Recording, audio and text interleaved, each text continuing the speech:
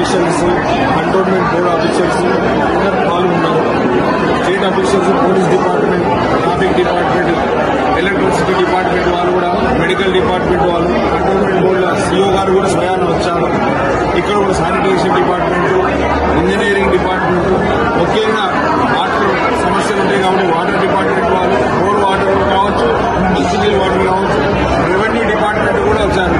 అందరు డిపార్ట్మెంట్స్ ఇక్కడ వచ్చిన ప్రజల నుంచి వాళ్ళ రిప్రజెంటేషన్ స్వీకరించి అత్యధిక శాతంగా పరిష్కరించడానికి ఒక ప్రణాళిక తీసుకోవడం జరిగింది.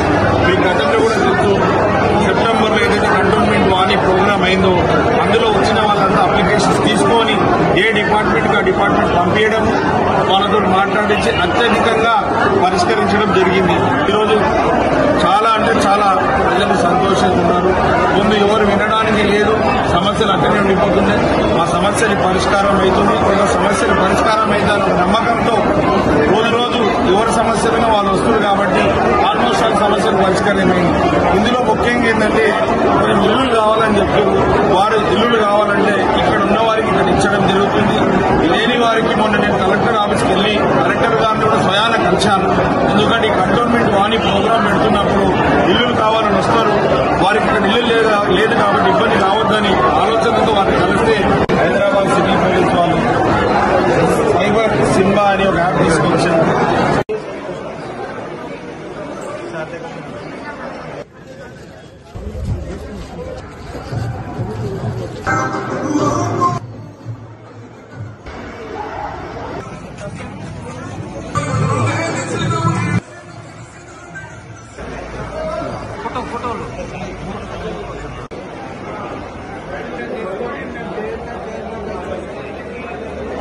అయితే పోలీస్ శాఖ తరఫున మా యొక్క విన్నపం ఆల్రెడీ ఎమ్మెల్యే గారు కూడా రెగ్యులర్ గా మాట్లాడతారు. మాకు ఎప్పుడూ రెగ్యులర్ గా రిప్రజెంట్ చేస్తున్నారు.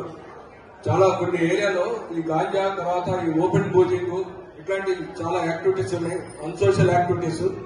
దానికి సంబంధించి కూడా ఎమ్మెల్యే గారు మాకు ఫ్రీక్వెంట్ గా మా దృష్టికి తీసుకొస్తున్నారు. కాబట్టి ఇది ఒక మంచి ప్రాబ్లం ఇద్దరు బాత్ కడితే ఇల్లులైనా ఇందిరమ్మ ఇల్లులైనా కింద ఇక్కడ కాదు.